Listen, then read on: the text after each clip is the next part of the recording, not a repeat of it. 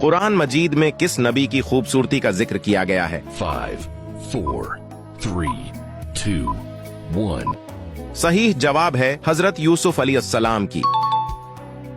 क़यामत का एक दिन कितने सालों के बराबर होगा? 5, 4, 3, 2, 1.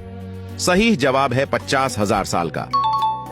सबसे पहले इस्लाम कबूल करने वाली मर्द कौन थे? 5, 4, 3, 2, 1.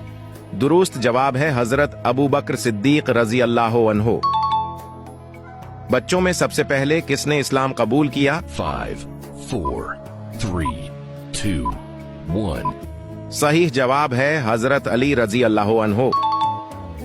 सबसे पहले इस्लाम कबूल करने वाली खातून कौन थी? 5, 4, 3, 2, 1. सही जवाब है हजरत खदीजा रजी अल्लाह अन्हा।